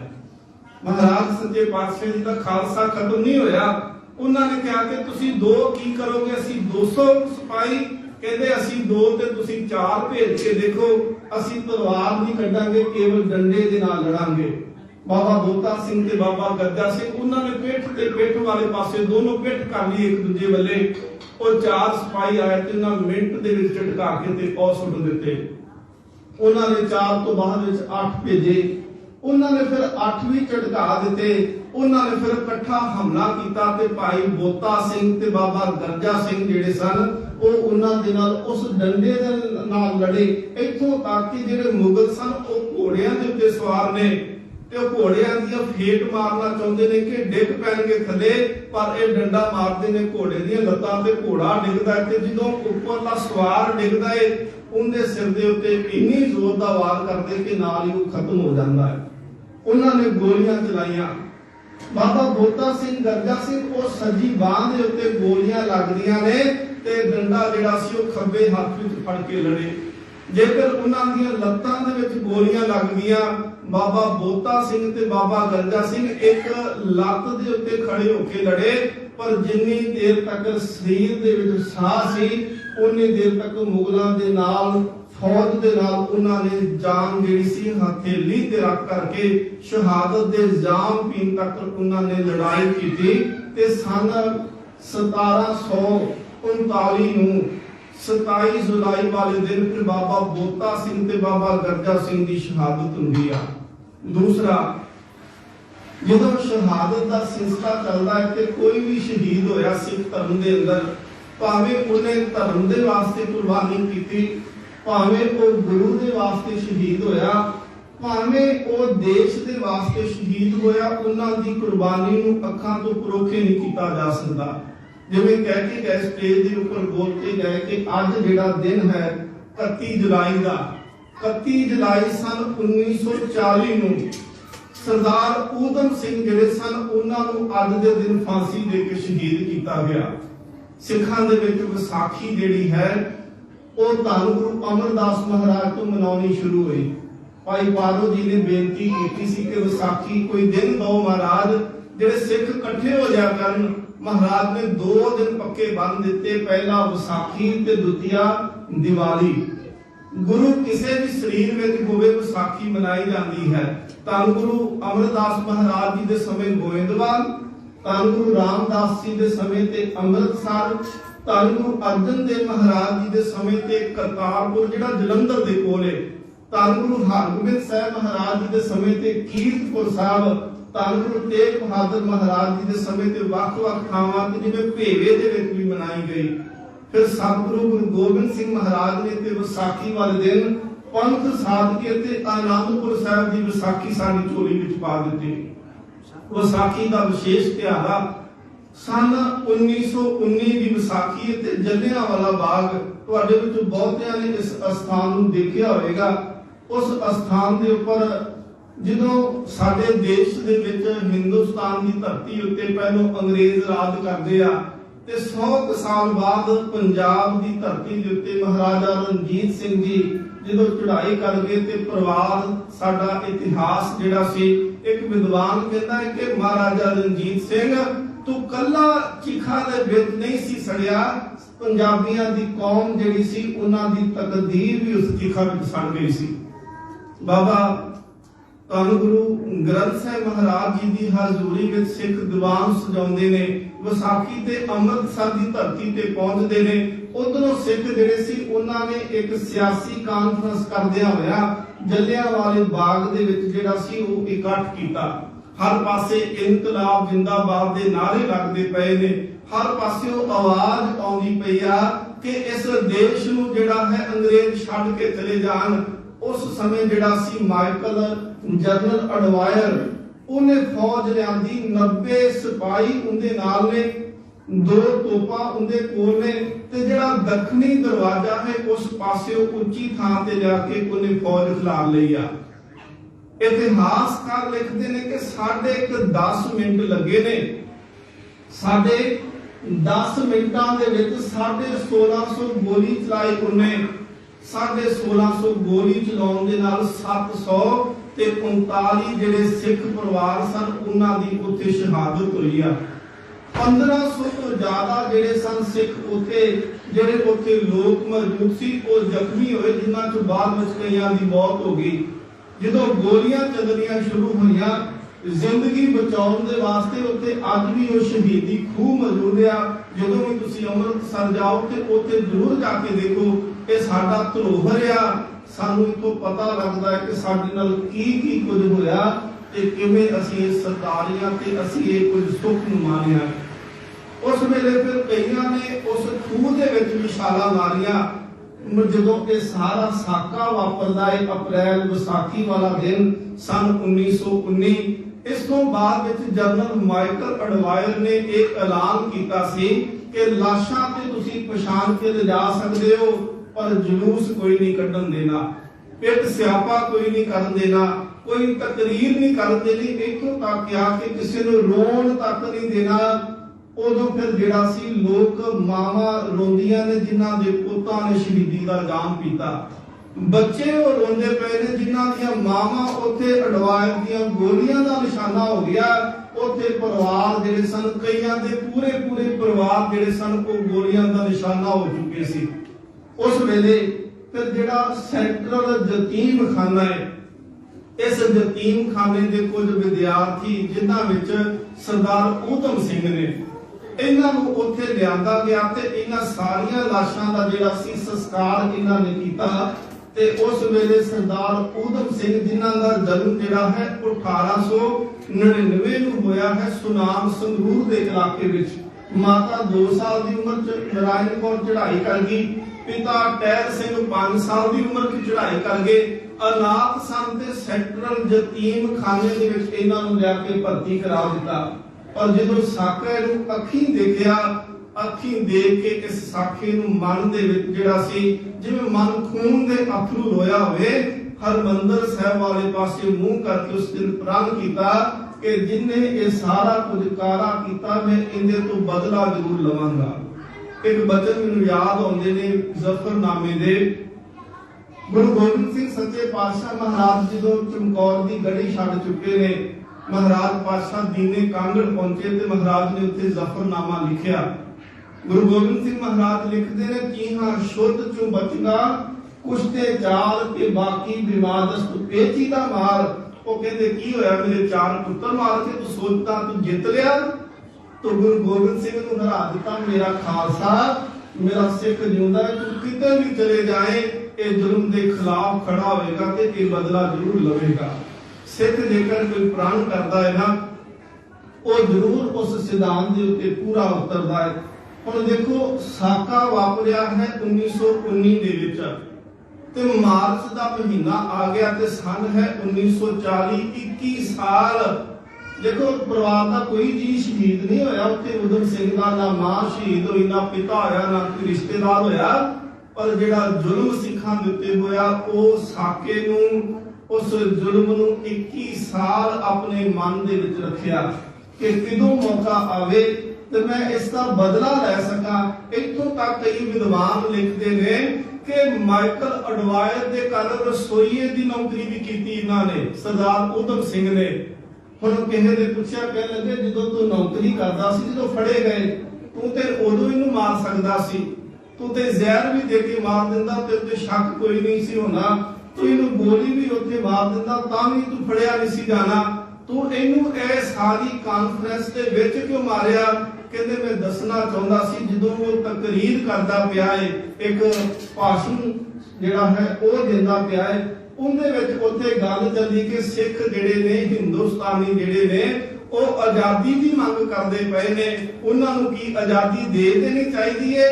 ते उस संबोधकी भाषण दे विच माइकल जनरल अडवायर जिहड़ा है उन्हें स्टेज दे उत्तों बोलदे आखिया सी कहते अजे तक 1919 दी विसाखी नहीं भुले जदों मैं चुन चुन के उन्हां नूं गोलियां दे नाल शनी कीता ते वो आजादी किहड़े मूंह नाल मंगणगे।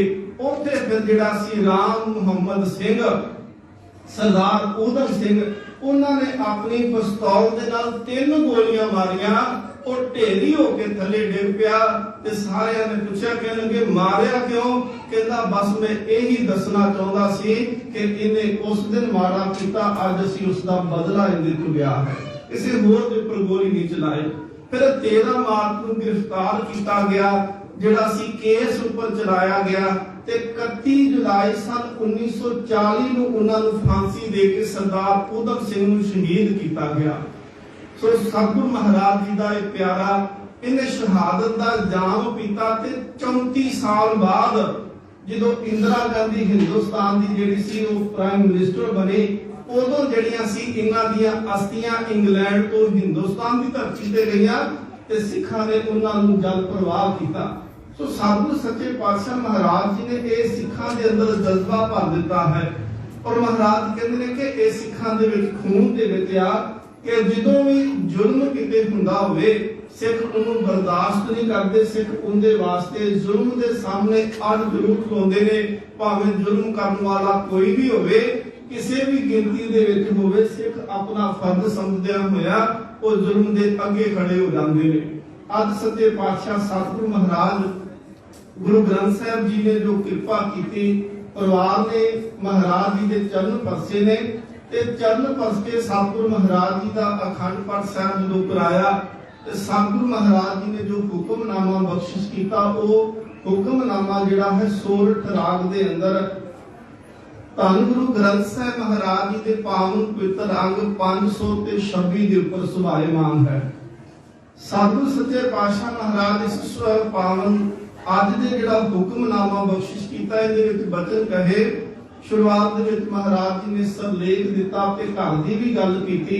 संखेप रूप दे विच महाराज जी ने मूल मंत्र बख्शिश किया एक ओंकार सतगुर प्रसाद कि वो परमात्मा जिहड़ा है वो अद्वितीय है, उनके वर्गा होर कोई नहीं, वही परमात्मा है जिहड़ा इस सृष्टि दी कार नूं चलाउंदा पिया है, उनके करके ही ये सृष्टि है। ओम जिहड़ा है उनके अर्थ ने ब्रह्म स्वरूप है, एक दे अर्थ ने अद्वितीय है, ओम दे अर्थ ने वो ब्रह्म स्वरूप है ते अगे सत दे अर्थ ने वो सदीवी है, काल दे अर्थ ने उनकी एक कार एक कुदरत लगातार जिहड़ी है वो चलदी पई आ। ਗੁਰ ਪ੍ਰਸਾਦ ਦੇ ਅਰਥ ਨੇ ਕਿ ਗੁਰੂ ਦੀ ਕਿਰਪਾ ਦੇ ਰਾਹੀਂ ਉਸ ਮਾਲਕ ਦੀ ਪ੍ਰਾਪਤੀ ਹੁੰਦੀ ਹੈ। ਸਾਧੂ ਸੱਚੇ ਪਾਤਸ਼ਾਹ ਮਹਾਰਾਜ ਅੱਗੇ ਕਿਰਪਾ ਕਰਦੇ ਨੇ, ਰਾਮਦਾਸ ਸਰੋਵਰ ਨਾਤੇ ਸਭ ਉਤਰੇ ਪਾਪ ਕਮਾਤੇ। ਧੰਨ ਗੁਰੂ ਗ੍ਰੰਥ ਸਾਹਿਬ ਮਹਾਰਾਜ ਅੰਦਰ ਹਰਮੰਦਰ ਸਾਹਿਬ ਦੇ ਸਰੋਵਰ ਦੀ ਵੀ ਮਹਾਨਤਾ ਹੈ। ਔਰ ਮਹਾਰਾਜ ਕਹਿੰਦੇ ਜਿਹੜਾ ਹਰਮੰਦਰ ਦੇ ਸਰੋਵਰ ਵਿੱਚ ਇਸ਼ਨਾਨ ਕਰਦਾ ਹੈ ਉਹ ਮਨ ਕਰਕੇ ਵੀ ਪਵਿੱਤਰ ਹੋ ਜਾਂਦਾ ਹੈ, ਉਹ ਤਨ ਕਰਕੇ ਵੀ ਪਵਿੱਤਰ ਹੋ ਜਾਂਦਾ ਹੈ।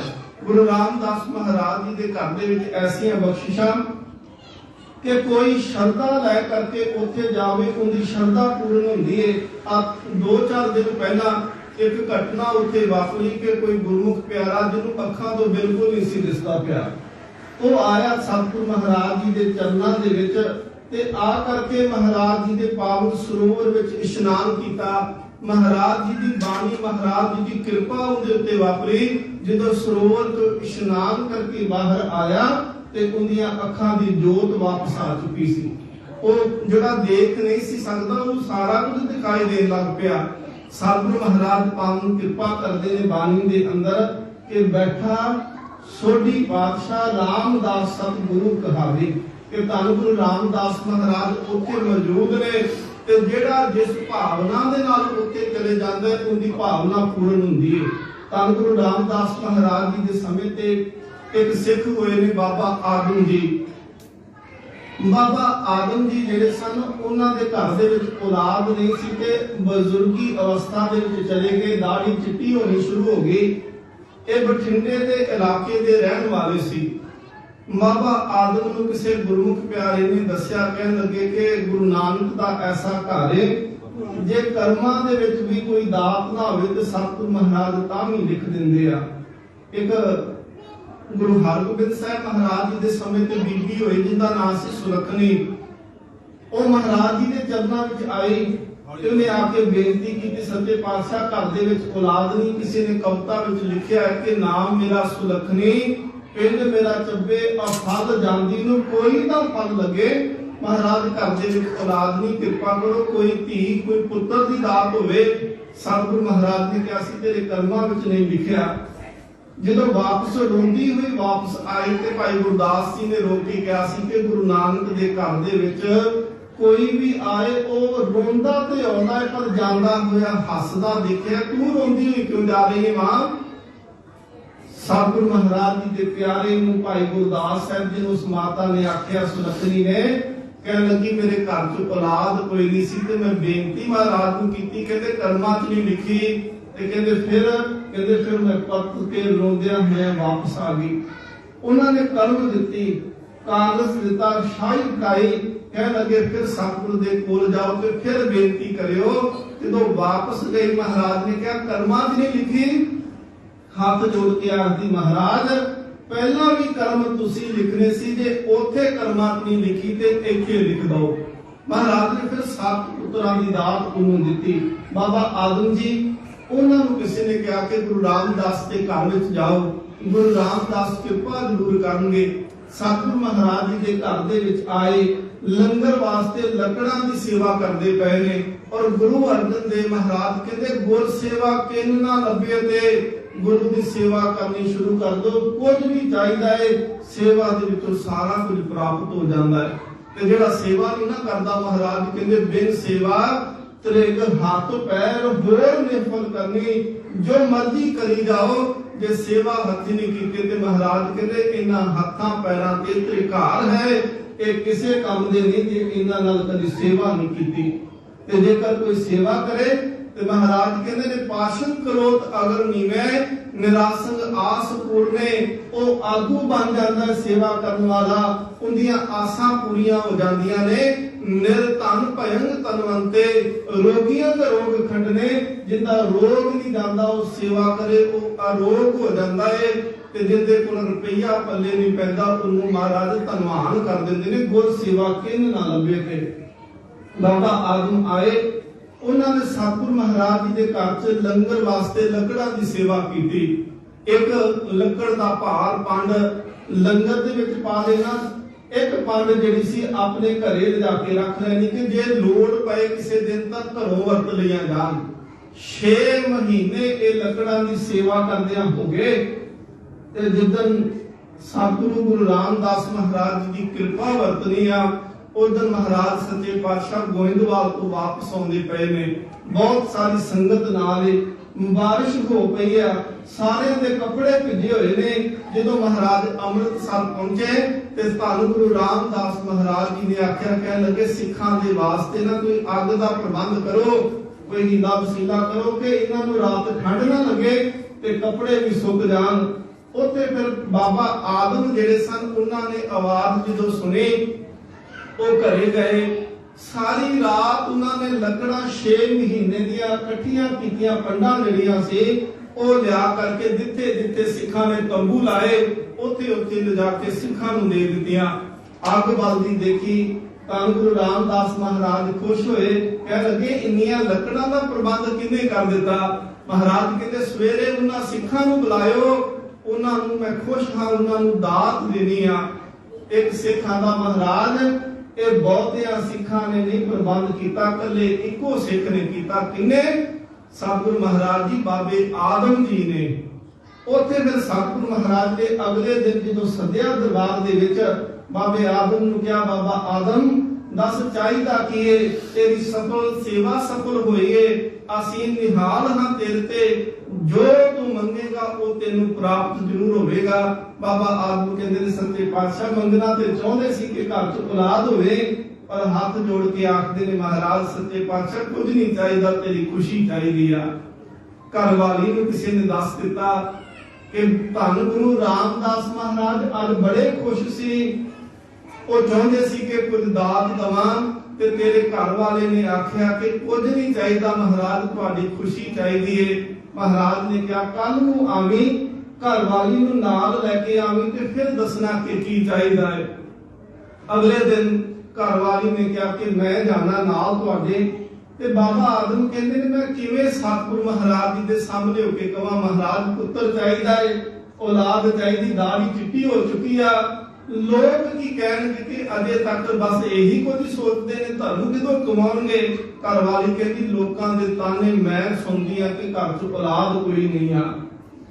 ਸੱਚੇ ਪਾਤਸ਼ਾਹ ਮਹਾਰਾਜ ਜੀ ਦੇ ਚਰਨਾਂ ਵਿੱਚ ਗਏ। ਧੰਨ ਗੁਰੂ ਰਾਮਦਾਸ ਮਹਾਰਾਜ ਜੀ ਨੇ ਜਦੋਂ ਪੁੱਛਿਆ ਕਿ ਕੀ ਚਾਹੀਦਾ ਤੇ ਬਾਬਾ ਆਦਮ ਫਿਰ ਹੱਥ ਜੋੜ ਕੇ ਕਹਿੰਦੇ ਮਹਾਰਾਜ ਤੁਹਾਡੀ ਖੁਸ਼ੀ ਚਾਹੀਦੀ ਏ। ਬਾਬੇ ਆਦਮ ਦੀ ਘਰ ਵਾਲੀ ਹੱਥ ਜੋੜ ਕੇ ਆਖਦੀ ਮਹਾਰਾਜ ਇਹ ਨਹੀਂ ਦੱਸਣਾ ਇਹਨਾਂ ਨੇ, ਸਾਨੂੰ ਔਲਾਦ ਦੀ ਬੜੀ ਕਮੀ, ਅਸੀਂ ਤਾਂ ਜੋ ਕਿਸੇ ਨੇ ਕਿਹਾ ਅਸੀਂ ਉਹ ਸਾਰੇ ਕਰਮ ਕੀਤੇ। ਜੇ ਕਿਸੇ ਨੇ ਕਿਹਾ ਕਿ ਆਹ ਕੰਮ ਕਰੋ ਤਾਂ ਔਲਾਦ ਹੋ ਜਾਏਗੀ, ਅਸੀਂ ਉਹ ਵੀ ਕੀਤਾ। ਅੱਤ ਨਖੇਦ ਤੋਂ ਨਖੇਦ, ਨੀਵੇਂ ਤੋਂ ਨੀਵੇਂ ਕਰਮ ਕਰਕੇ ਦੇਖੇ ਪਰ ਘਰ 'ਚ ਔਲਾਦ ਕੋਈ ਨਹੀਂ। ਸੱਚੇ ਪਾਤਸ਼ਾਹ ਮਹਾਰਾਜ ਤੇ ਟੁੱਟੇ ਹੋ ਤਾਂ ਦਾਤ ਬਖਸ਼ੋ, ਘਰ ਦੇ ਵਿੱਚ ਔਲਾਦ ਹੋਵੇ। ਗੁਰੂ ਰਾਮਦਾਸ ਮਹਾਰਾਜ ਜੀ ਨੇ ਨੇਤਰ ਬੰਦ ਕੀਤੇ। ਸਤਿਗੁਰ ਸੱਚੇ ਪਾਤਸ਼ਾਹ ਮਹਾਰਾਜ ਥੋੜੇ ਚਿਰ ਬਾਅਦ ਨੇਤਰ ਖੋਲ ਕੇ ਮਹਾਰਾਜ ਆਖਦੇ ਨੇ ਬਾਬਾ ਆਦਮ ਤੁਹਾਡੇ ਕਰਮਾਂ ਦੇ ਵਿੱਚ ਔਲਾਦ ਨਹੀਂ ਲਿਖੀ। ਹੁਣ ਦੇਖੋ ਗੁਰੂ ਕਿੰਨੀਆਂ ਬਖਸ਼ਿਸ਼ਾਂ ਕਰਦਾ, ਜਿਹੜਾ ਸਤਿਗੁਰੂ ਦੀ ਸ਼ਰਨ ਵਿੱਚ ਆ ਜਾਏ ਮਹਾਰਾਜ ਉਹਦੇ ਜੀਵਨ 'ਚ ਕਮੀ ਕੋਈ ਨਹੀਂ ਰਹਿਣ ਦਿੰਦੇ। ਸੇਵਾ ਨੂੰ ਭਾਗ ਲੱਗੇ। ਬਾਬਾ ਆਦਮ ਤੁਹਾਡੇ ਘਰ ਦੇ ਵਿੱਚ ਔਲਾਦ ਨਹੀਂ ਲਿਖੀ ਕਰਮਾਂ ਦੇ ਅੰਦਰ, ਪਰ ਸਤਿਗੁਰੂ ਮਹਾਰਾਜ ਕਹਿੰਦੇ ਸਾਡੇ 4 ਪੁੱਤਰ ਕਰਮਾਂ ਵਿੱਚ ਲਿਖੇ ਨੇ। 3 ਪੁੱਤਰ ਸਾਡੇ ਘਰ ਦੇ ਵਿੱਚ ਨੇ, ਬਾਬਾ ਪਿਰਥੀ ਚੰਦ, ਬਾਬਾ ਮਹਾਦੇਵ ਤੇ ਅਰਜਨ ਦੇਵ ਜੀ। ਸਾਡੇ ਘਰੇ ਦੇ 1 ਪੁੱਤਰ ਨੇ ਹੋਰ ਹੋਣਾ ਹੈ, ਉਹ ਸਾਡੇ ਘਰੇ ਨਹੀਂ ਹੋਏਗਾ, ਹੁਣ ਤੁਹਾਡੇ ਘਰ ਦੇ ਵਿੱਚ ਹੋਏਗਾ। ਆਪਣਾ ਘਰ ਦੇ ਵਿੱਚ ਜਿਹਨੇ ਪੁੱਤਰ ਨੇ ਜਨਮ ਲੈਣਾ, ਸਤਿਗੁਰੂ ਮਹਾਰਾਜ ਸੇਵਾ ਦੇ ਬਦਲੇ ਉਹ ਪੁੱਤਰ ਨੂੰ ਸਿੱਖ ਦੀ ਝੋਲੀ ਦੇ ਵਿੱਚ ਪਾ ਕੇ ਕਹਿੰਦੇ ਉਹਦਾ ਨਾਮ ਭਗਤੂ ਰੱਖਿਓ, ਉਹ ਸਾਡੇ ਘਰ ਦਾ ਭਗਤ ਹੋਵੇਗਾ। ਇਹ ਹੈ ਸਤਿਗੁਰੂ ਮਹਾਰਾਜ ਕਹਿੰਦੇ ਨੇ ਗੁਰ ਸੇਵਾ ਤੇ ਸੁਖ ਉਪਜੇ ਫਿਰ ਦੁੱਖ ਨਾ ਲੱਗੇ ਆਏ। ਜਦੋਂ ਤੁਸੀਂ ਗੁਰੂ ਦੇ ਚਰਨ ਪਰਸੋਗੇ ਸਤਿਗੁਰੂ ਮਹਾਰਾਜ ਫਿਰ ਬਖਸ਼ਿਸ਼ਾਂ ਕਰ ਦਿੰਦੇ ਆ। ਫਿਰ ਜੀਵਨ ਦੇ ਵਿੱਚ ਜਿਹੜੀ ਦਾਤ ਸੁਖ ਨਾਮ ਹੀ ਲਿਖਿਆ ਹੋਵੇ ਸੱਚੇ ਪਾਤਸ਼ਾਹ ਮਹਾਰਾਜ ਉਹ ਦਾਤ ਝੋਲੀ ਦੇ ਵਿੱਚ ਪਾਉਂਦੇ ਆ। ਸੱਚੇ ਪਾਤਸ਼ਾਹ ਮਹਾਰਾਜ ਕਿਰਪਾ ਕਰਨ ਕਿ ਜਦੋਂ ਵੀ ਗੁਰੂ ਦੇ ਅਸਥਾਨ ਤੇ ਆਉਂਦੇ ਹੋ, ਕਿਸੇ ਵੀ ਗੁਰੂ ਘਰ ਦੇ ਵਿੱਚ ਜਾਓ, ਅਸੀਂ ਘਰ ਦੇ ਵਿੱਚ ਪ੍ਰਸ਼ਾਦਾ ਛਕਦੇ ਆ, ਘਰ ਦੇ ਵਿੱਚ ਅਸੀਂ ਰੋਟੀ ਖਾਂਦੇ ਆ ਤੇ ਭਾਵੇਂ ਬੈੱਡ ਦੇ ਉੱਤੇ ਬੈਠ ਕੇ ਖਾਈਏ ਤੇ ਭਾਵੇਂ ਡਾਈਨਿੰਗ ਟੇਬਲ ਤੇ ਖਾਈਏ, ਸਾਡੇ ਮਨ ਦੇ ਵਿੱਚ ਹੁੰਦਾ ਹੈ ਨਾ ਕਿ ਸਾਡਾ ਘਰ ਹਮੇਸ਼ਾ ਸਾਫ਼ ਰਵੇ। ਅਸੀਂ ਜਿਸ ਚੇਅਰ ਦੇ ਉੱਪਰ ਕੁਰਸੀ ਦੇ ਉੱਤੇ ਬੈਠ ਕੇ ਪ੍ਰਸ਼ਾਦਾ ਛਕਿਆ, ਉੱਠਣ ਤੋਂ ਬਾਅਦ ਫਿਰ ਉਹਨੂੰ ਤਰਤੀਬ ਦੇ ਅਨੁਸਾਰ ਰੱਖ ਦਿੰਦੇ ਆ। ਮਹਾਰਾਜ ਜੀ ਦੇ ਬਚਨ ਨੇ, ਗੁਰ ਕੇ ਗ੍ਰਹਿ ਸੇਵਕ ਜੋ ਰਹੇ, ਗੁਰ ਕੀ ਆਗਿਆ ਮਨ में ਸਹੇ। ਅਸੀਂ ਗੁਰੂ ਦੇ ਘਰ ਦੇ ਵਿੱਚ ਰਹਿੰਦੇ ਪਏ ਆ। ਭਾਵੇਂ ਘਰ ਸਾਨੂੰ ਮਹਾਰਾਜ ਨੇ ਵੱਖਰੇ ਵੀ ਦਿੱਤੇ ਆ, ਪਰ ਇਹ ਵੀ ਘਰ ਗੁਰੂ ਦਾ ਤੇ ਜਿੰਦੇ ਚ ਅਸੀਂ ਰਹਿੰਦੇ ਪਏ ਆ, ਉਹ ਵੀ ਗੁਰੂ ਦੀ ਦਾਤ ਹੈ। ਪਰ ਇਹਦੇ ਵਿੱਚ ਸਾਨੂੰ ਇਸ ਗੱਲ ਨੂੰ ਸਮਝਣਾ ਪਏਗਾ, ਪਰ ਗੁਰੂ ਦੇ ਘਰ ਦੇ ਵਿੱਚ ਆ ਕੇ ਅਸੀਂ ਤਰਤੀਬ ਜਿਹੜੀ ਹੈ ਉਹ ਦੇਣ ਨੂੰ ਤਿਆਰ ਨਹੀਂ। ਅਸੀਂ ਜਿੱਥੇ ਪ੍ਰਸ਼ਾਦਾ ਛਕਿਆ, ਕੋਸ਼ਿਸ਼ ਕਰੋ ਕਿ ਆਪਣੇ ਬਰਤਨ ਨੂੰ ਆਪ ਸਾਫ਼ ਕਰੋ। ਕੋਸ਼ਿਸ਼ ਕਰੋ ਕਿ ਜਦੋਂ ਪ੍ਰਸ਼ਾਦਾ ਛਕ ਲੈਂਦੇ ਹੋ, ਉਹ ਬਰਤਨਾਂ ਨੂੰ ਆਪ ਚੁੱਕ ਕੇ ਲੈ ਕੇ ਜਾਓ। ਇਹ ਵੀ ਧਿਆਨ ਦੇ ਵਿੱਚ ਰੱਖੋ ਕਿ ਜਦੋਂ ਅਸੀਂ ਕਿਤੇ ਵੀ ਬੈਠੀਏ, ਅਸੀਂ ਹਮੇਸ਼ਾ ਸਫਾਈ ਦਾ ਧਿਆਨ ਰੱਖੀਏ। ਇਹ ਨਾ ਸੋਚੀਏ ਕਿ ਇਹ ਤਾਂ ਕੰਮ ਸੇਵਾਦਾਰਾਂ ਦਾ, ਇਹ ਤਾਂ ਕੰਮ ਗ੍ਰੰਥੀਆਂ ਦਾ, ਇਹ ਤਾਂ ਜਿਹੜੇ ਉੱਥੇ ਕੰਮ ਕਰਨ ਵਾਲੇ ਨੇ ਉਹਨਾਂ ਦਾ ਨਹੀਂ। ਜੇਕਰ ਗੁਰੂ ਦੀ ਖੁਸ਼ੀ ਪ੍ਰਾਪਤ ਕਰਨੀ ਆ ਤੇ ਜਿੱਥੋਂ ਬੈਠ ਕੇ ਉੱਠੋ, ਬਸ ਉਸੇ ਤਰ੍ਹਾਂ ਉਹਨੂੰ ਵਸਤੂ ਨੂੰ ਫਿਰ ਉੱਥੇ ਰੱਖ ਦਿਓ। ਚੇਅਰ ਤੋਂ ਉੱਠੇ, ਟੇਬਲ ਤੋਂ ਉੱਠੇ, ਉਹਨੂੰ ਤਰਤੀਬ ਅਨੁਸਾਰ ਰੱਖ ਦਿਓ। ਇਹ ਵੀ ਤੁਹਾਡੀ ਸੇਵਾ ਹੈ ਤੇ ਇਹ ਵੀ ਲੇਖੇ ਦੇ ਵਿੱਚ ਲੱਗ ਜਾਂਦੀ ਆ। ਤੇ ਮਹਾਰਾਜ ਗੁਰੂ ਗੋਬਿੰਦ ਸਿੰਘ ਜੀ ਦੀ ਇੱਕ ਸਾਖੀ ਆਪਾਂ ਪਿੱਛੇ ਸਾਂਝੀ ਵੀ ਕੀਤੀ ਸੀ ਕਿ ਮਹਾਰਾਜ ਨੇ ਇੱਕ ਦਿਨ ਪਾਣੀ ਮੰਗਾਇਆ। ਮਹਾਰਾਜ ਕਹਿੰਦੇ ਨੇ ਪਿਆਸ ਲੱਗੀ ਆ, ਕੋਈ ਜਲ ਛਕਾਓ। ਇੱਕ ਸਿੱਖ ਨੌਜਵਾਨ ਉਹ ਜਲ ਲੈ ਕੇ ਗਿਆ, ਬਾਟਾ ਫੜਿਆ, ਅੰਗੂਠੇ ਉਹਦੇ ਵਿੱਚ ਡੁੱਬਣ ਪਏ। ਮਹਾਰਾਜ ਦੇ ਸਾਹਮਣੇ ਜਲ ਪੇਸ਼ ਕੀਤਾ। ਮਹਾਰਾਜ ਨੇ ਫੜਿਆ ਜਦੋਂ ਤੇ ਉਹਦੇ ਹੱਥਾਂ ਨੂੰ ਹੱਥ ਲੱਗੇ। ਮਹਾਰਾਜ ਕਹਿੰਦੇ ਸਿੱਖਾ ਤੇਰੇ ਹੱਥ ਬੜੇ ਕੋਮਲ ਨੇ। ਸਤਿਗੁਰੂ ਮਹਾਰਾਜ ਜੀ, ਮੈਂ ਤੇ ਕਦੀ ਹੱਥੀ ਕੰਮ ਨਹੀਂ ਕੀਤਾ, ਮੈਂ ਤੇ ਆਪਣੇ ਪੀਣ ਵਾਸਤੇ ਵੀ ਪਾਣੀ ਕਦੀ ਨਹੀਂ ਭਰਿਆ। ਮੈਂ ਤੇ ਜੇ ਪਾਣੀ ਵੀ ਪੀਣਾ ਹੋਵੇ ਮੈਨੂੰ ਤੇ ਨੌਕਰ ਫੜਾਉਂਦੇ ਨੇ। ਸਤਿਗੁਰੂ ਮਹਾਰਾਜ ਨੇ ਉਹ ਪਾਣੀ ਜਿਹੜਾ ਸੀ ਉਹ ਪਾਸੇ ਡੋਲ ਦਿੱਤਾ। ਮਹਾਰਾਜ ਤੁਸੀਂ ਤੇ ਕਿਹਾ ਸੀ ਪਾਣੀ ਚਾਹੀਦਾ, ਜਲ ਛਕਣਾ ਹੈ, ਡੋਲਿਆ ਕਿਉਂ? ਮਹਾਰਾਜ ਗੁਰੂ ਗੋਬਿੰਦ ਸਿੰਘ ਕਹਿੰਦੇ ਮੁਰਦਿਆਂ ਦੇ ਹੱਥੋਂ ਮੈਂ ਪਾਣੀ ਨਹੀਂ ਪੀਂਦਾ। ਮਹਾਰਾਜ ਮੁਰਦਾ ਕਿਉਂ? ਸੱਚੇ ਪਾਤਸ਼ਾਹ ਮਹਾਰਾਜ ਕਹਿੰਦੇ ਜਿਨ੍ਹਾਂ ਹੱਥਾਂ ਦੇ ਨਾਲ ਕਦੀ ਸੇਵਾ ਨਹੀਂ ਨਾ ਕੀਤੀ, ਉਹ ਹੱਥ ਪਰਿਵਾਰ ਵਾਸਤੇ ਤੇ ਜਿਉਂਦੇ ਹੋ ਸਕਦੇ ਨੇ, ਗੁਰੂ ਦੀ ਨਿਗਾਹ ਦੇ ਵਿੱਚ ਉਹ ਮਰੇ ਹੋਏ ਮੁਰਦਾ ਹੱਥ ਨੇ। ਮਹਾਰਾਜ ਕਹਿੰਦੇ ਨੇ ਤ੍ਰਿਕ ਹੱਥ ਪੈਰ ਕੋਲ ਨਿਰਫਲ ਕਰਨੀ, ਬਿਨਾਂ ਸੇਵਾ ਤੋਂ ਹੱਥ ਪੈਰ ਤ੍ਰਿਗਾਰ ਜੋਗ ਨੇ। ਸੱਚੇ ਪਾਤਸ਼ਾਹ ਮਹਾਰਾਜ ਕਹਿੰਦੇ ਸੇਵਾ ਕੀਤਿਆਂ ਹੀ ਇਹ ਸਫਲ ਹੁੰਦੇ ਨੇ। ਗੁਰੂ ਕਿਰਪਾ ਕਰੇ, ਸਤਿਗੁਰੂ ਮਹਾਰਾਜ ਬਖਸ਼ਿਸ਼ ਰਹਿਮਤ ਕਰਨ ਕਿ ਗੁਰੂ ਨੇ ਜੀਵਨ ਬਖਸ਼ਿਸ਼ ਕੀਤਾ ਹੈ ਤੇ ਸੇਵਾ ਦੇ ਵਿੱਚੋਂ ਜੀਵਨ ਦੀ ਘਾਟ ਘੜੀ ਜਾਂਦੀ। ਸੇਵ ਕੀਤੀ ਸੰਤੋਖਾ ਹੀ ਜਿਹਦੀ ਸੱਚੋ ਸੱਚ ਤੇ ਆਇਆ। ਸਭ ਤੋਂ ਪਹਿਲਾਂ ਸੇਵਾ ਦੇ ਵਿੱਚੋਂ ਸੰਤੋਖ ਪੈਦਾ ਹੁੰਦਾ ਹੈ।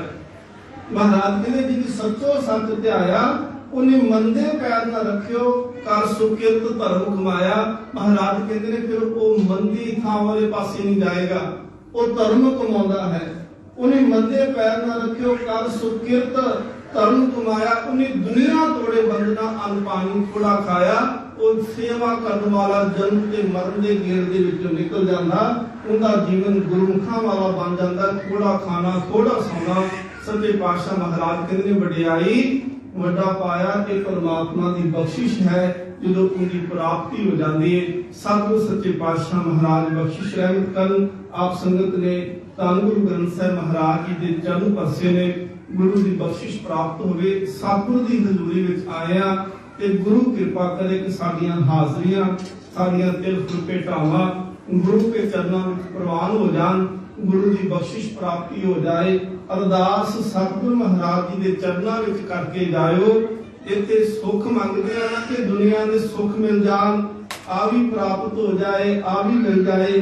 ਸਤਿਗੁਰੂ ਮਹਾਰਾਜ ਕਹਿੰਦੇ ਉੱਥੇ ਗੁਰੂ ਨੂੰ ਮੰਗਿਆ ਕਰ। ਜਿਹੜੇ ਗੁਰੂ ਨੂੰ ਮੰਗ ਲੈਂਦੇ ਉਹਨਾਂ ਨੂੰ ਕਮੀ ਕੋਈ ਨਹੀਂ ਰਹਿ ਜਾਂਦੀ।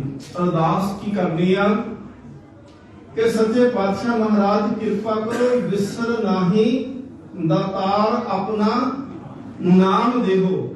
ਜਿਹੜੇ ਅਸੀਂ ਕਹਿੰਦੇ ਨਾ ਨਾਨਕ ਨਾਮ ਚੜ੍ਹਦੀ ਕਲਾ, ਜਿਹੜਾ ਅਸੀਂ ਅਰਦਾਸ ਕਰਦੇ ਆਖਦੇ ਨਾ ਸਿੱਖਾਂ ਨੂੰ ਸਿੱਖੀ ਦਾਨ, ਕੇਸ ਦਾਨ, ਰਹਿਤ ਦਾਨ, ਵਿਵੇਕ ਦਾਨ, ਵਿਸਾਹ ਦਾਨ, ਭਰੋਸਾ ਦਾਨ, ਫਿਰ ਆਨੇ ਦਾਨਾ ਸਿਰ ਦਾਨ, ਨਾਮ ਦਾਨ। ਹੁਣ ਇਹ ਦਾਨ ਅਸੀਂ ਮੰਗ ਕੇ ਜ਼ਰੂਰ ਜਾਣਾ। ਸੁੱਖ ਤੇ ਮਾਲਕ ਦਿੰਦੇ ਨੇ। ਜਿਹੜਾ ਹਜ਼ੂਰੀ ਵਿੱਚ ਆ ਜਾਂਦਾ ਮਹਾਰਾਜ ਸੁੱਖਾਂ ਦੀ ਕਮੀ ਨਹੀਂ ਰਹਿ ਦਿੰਦੇ।